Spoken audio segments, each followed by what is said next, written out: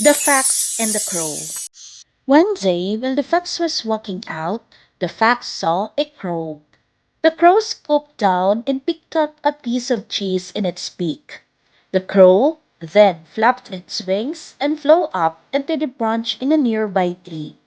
The fox drawled and said, that's a tasty looking piece of cheese. I should have that piece of cheese. I am a sly fox, and I deserved it. The fox thought to himself. The clever fox quickly made up a plan in her mind. The fox walked over to the foot of a tree and started implementing her plan. The fox wanted the crow to speak.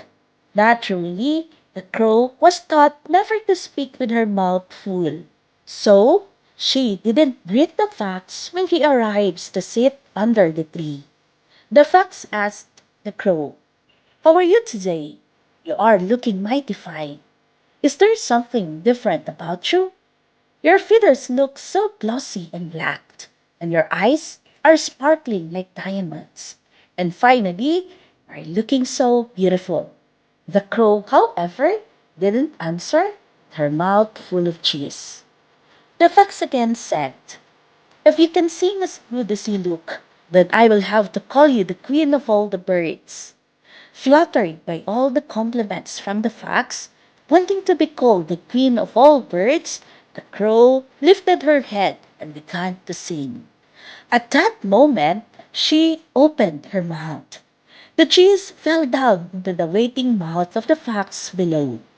The fox ate all of it and said, "I got what I wanted." The fox looked up at the sad crow on the tree. "Oh no, I dropped my cheese. You have stolen my cheese." The crow cried loudly.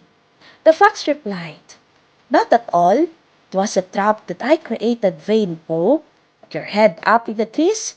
You got compliments, and I get the yummy cheese."